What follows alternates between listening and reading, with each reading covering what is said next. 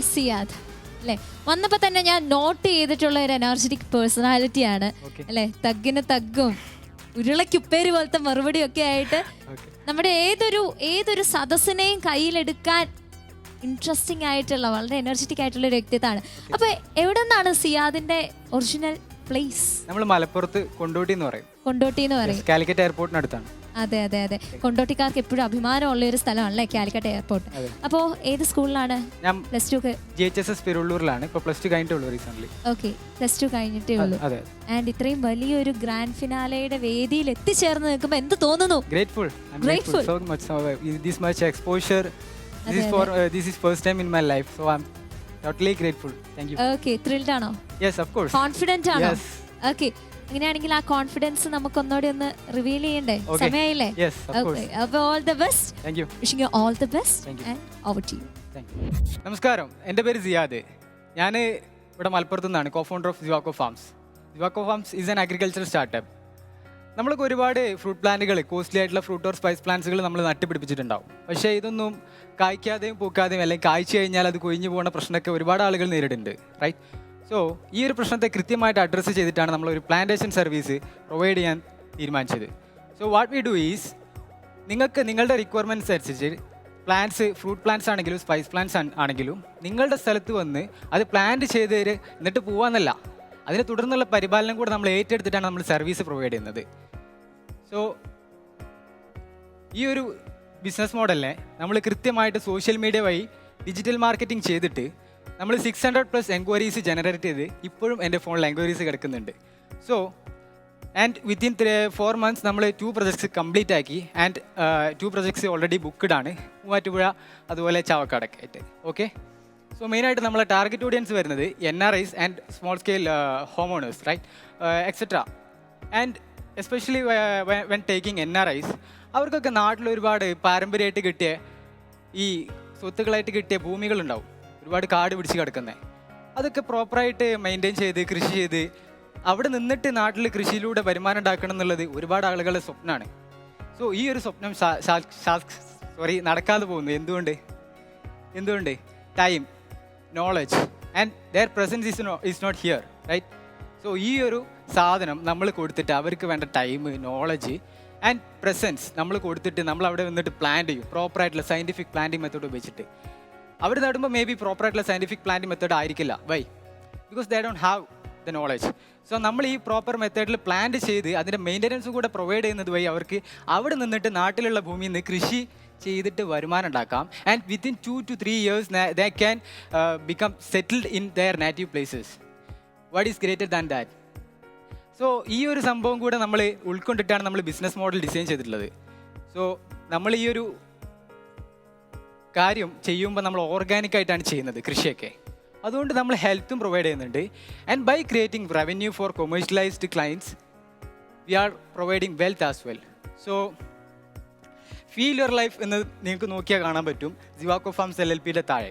U know why? In this era of technology it is very important to something having to touch and feel, right? അല്ലേ? നമുക്ക് ഈ technological കാര്യം മാത്രമേ touch ചെയ്യാൻ feel ചെയ്യാൻ പറ്റുന്നുള്ളൂ. നമുക്ക് റിയൽ ആയിട്ടുള്ള കാര്യങ്ങൾ ടച്ച് ചെയ്യാൻ ഫീൽ ചെയ്യാൻ സാധിക്കുന്നില്ല. So that is why we have given the tagline as Zivaco Farms LLP, and our team is my father Haris and my brother Sawad and myself Ziyad. Thank you. That's all about us. Thank you. So Ziyad. Yes. അടിപൊളിയായിട്ട് confident ആയിട്ട് present ചെയ്തു അല്ലേ? അതെ. So വളരെ കുറച്ച് സമയത്തിനുള്ളിൽ തന്നെ വളരെ വ്യക്തമായിട്ട് പ്രസന്റ് ചെയ്തു എന്ന് എനിക്ക് തോന്നുന്നു. If you understand it, then yes. Okay.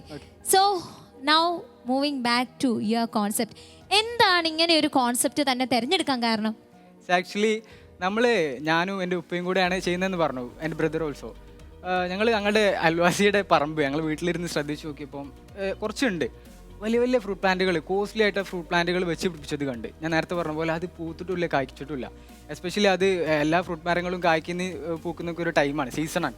But എന്തുകൊണ്ട് ഇത് സംഭവിക്കുന്നു എന്ന് അന്വേഷിച്ച് നോക്കിയപ്പോൾ നമുക്ക് വ്യക്തമായിരുന്നു അവിടെ കാഴ്ചയിൽ തന്നെ പ്രോപ്പറായിട്ടുള്ള സയൻറ്റിഫിക് പ്ലാന്റിംഗ് മെത്തേഡിലല്ല അത് പ്ലാൻ ചെയ്തിട്ടുള്ളത്. ആൻഡ് ഓൾസോ അതിൻ്റെ മെയിൻറ്റെയിൻ ചെയ്യാനുള്ള, അതിൻ്റെ പുറകെ നടന്ന് അതിനെ നോക്കി പരിപാലിക്കാനുള്ള ടൈമും നോളജും പ്രസൻസും ഒന്നും ഇല്ലാത്തതുകൊണ്ടാണ് ഇങ്ങനെ സംഭവിക്കുന്നത്. ഓക്കെ, സോ എന്തായാലും വളരെ കോൺഫിഡൻ്റ് ആയിട്ട് വളരെ സാറ്റിസ്ഫൈഡ് ആയിട്ട് തന്നെ നമ്മൾ നമ്മുടെ ഈ ഒരു പ്രസൻറ്റേഷൻ കംപ്ലീറ്റ് ചെയ്തു. ഇനി ഓവർ ടു ജഡ്ജസ് അല്ലേ, ജഡ്ജസിൻ്റെ ഒപ്പീനിയനിലേക്ക് പോകാം. So sir. Ziad, Yes. congratulations. You have actually pointed out a very, very important gap in a business possibility. Okay. ഈ ഏരിയയിൽ എക്സ്പെർട്ടൈസ് എന്താണ്? നിങ്ങളിപ്പം ഈ പ്ലാന്റേഷനിൽ വേണ്ട മാന്യൂറിനെ പറ്റിയിട്ടും പ്ലാന്റിങ്ങിനെ പറ്റിയിട്ടും അതിൻ്റെ ബാക്ക്ഗ്രൗണ്ട് എന്തെങ്കിലും നിങ്ങൾക്ക് ഉണ്ടോ? യെസ്, ഞങ്ങൾ അട്ടപ്പാടിയിൽ മഞ്ഞൾ ചെയ്യുന്നുണ്ട്. ആൻഡ് ബോംബെ നിന്ന് അറിയാമോ, ഒരു ഹെർബ്സ് ആണ് അത് നമ്മൾ ചെയ്യുന്നുണ്ട്. ആൻഡ് നമ്മൾ ഹൈദരാബാദ്, ഭോപ്പാൽ ഇവിടെയൊക്കെ പോയിട്ട് നമ്മൾ പഠിച്ച് എക്സ്പോഷർ നേടിയിട്ട് തുടങ്ങിയ ഒരു സംഭവമാണ്. അഗ്രികൾച്ചർ ഓപ്പറേഷൻസ് ഹാൻഡിൽ ചെയ്യുന്നത് ഫാദറാണ്. And I'm handling this market. An excellent concept. You can actually offer the services to a lot of people who wants to have the best of garden at home. Yes. More than the flowers and all that. You can have the right kind of fruits and vegetables. വെജിറ്റബിൾസിലേക്കും കൂടി നിങ്ങൾക്ക് ഇത് extend ചെയ്യാൻ പറ്റുന്ന ഒരു സംഗതിയാണ്.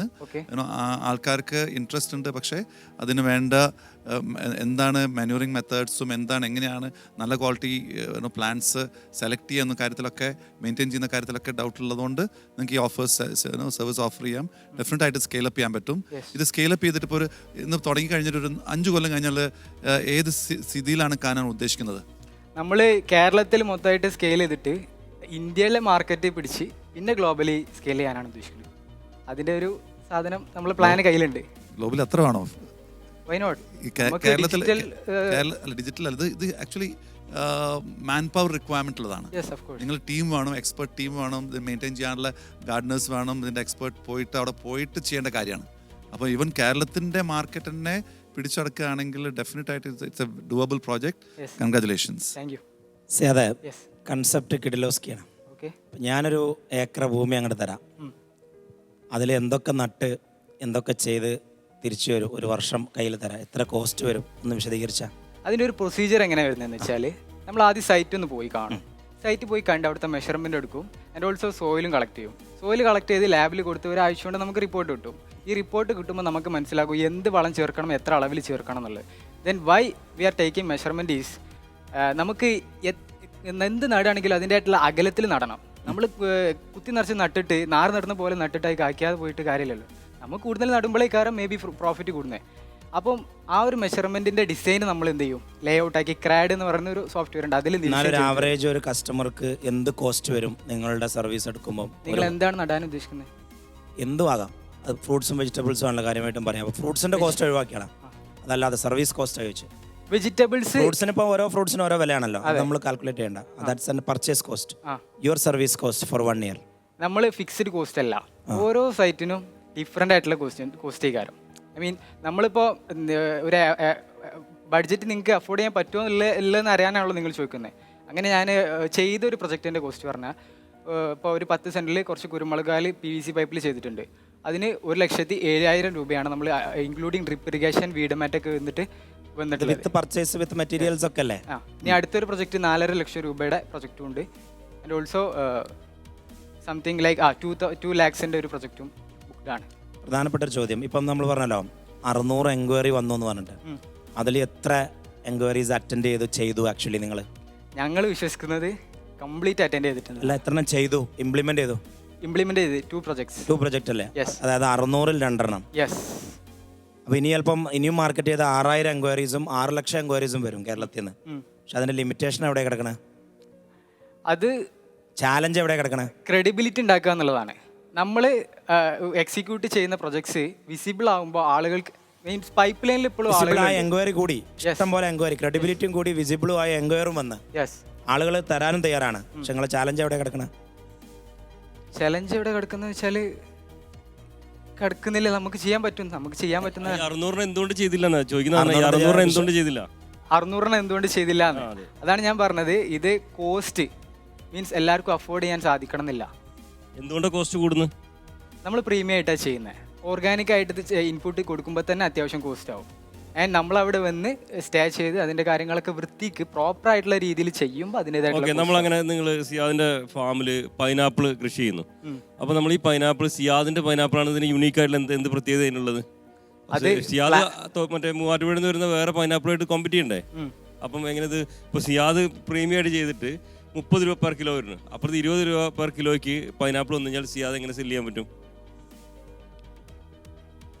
Means organic എന്നുള്ളൊരു ലാബിൽ അതിലുണ്ട്, അപ്പം ക്വാളിറ്റി കൂടുതലാണ്. പൈനാപ്പിൾ സ്റ്റിക്കർ ചെയ്യോ?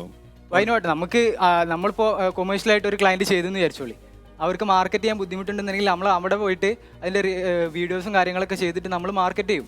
നമുക്ക് പ്രൂഫ് ഉണ്ട് നമ്മൾ ഓർഗാനിക് ആയിട്ടാണ് ചെയ്യുന്നതെന്നുള്ളത്.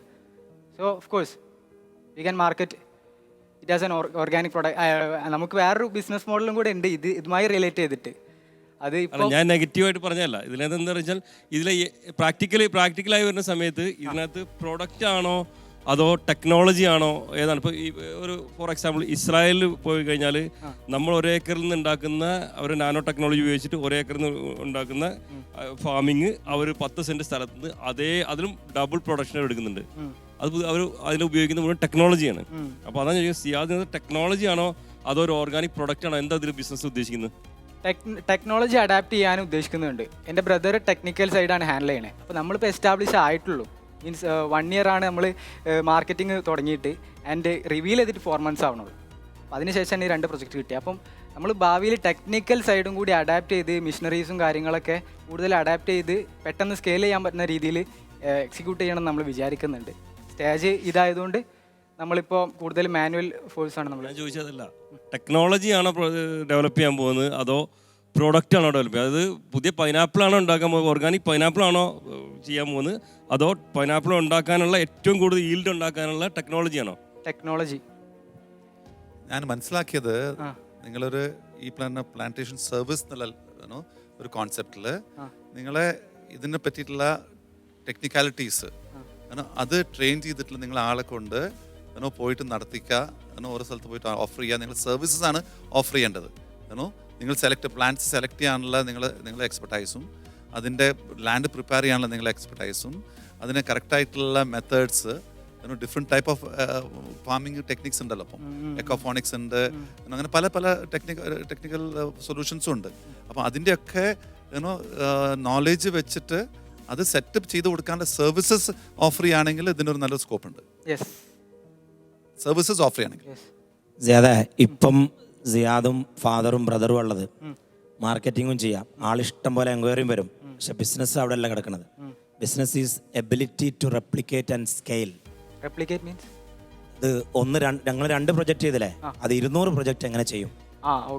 200 പ്രൊജക്റ്റ് സിയാദിനും ബ്രദറിനും വാപ്പക്കും ചെയ്യാൻ കഴിയില്ല. കേരളം മൊത്തം, ഇന്ത്യ മൊത്തം ചെയ്യണം എന്ന് പറഞ്ഞാൽ ഇന്ത്യയിൽ 2000 പ്രൊജക്റ്റ് എങ്ങനെ ചെയ്യും? അതിന് വേണ്ട മാൻ പവർ, അതിന് വേണ്ട ടെക്നോളജി, അതിന് വേണ്ട ട്രെയിനിങ്, അതിന് വേണ്ട സ്കില്ല്, ആ സ്കെയിലബിലിറ്റി ആണിത്. അടിപൊളി മോഡലാണ്, കിഡിലോസ്കി മോഡൽ, ഇതുവരെ പ്രസന്റ് ചെയ്തതിൽ one of the best model.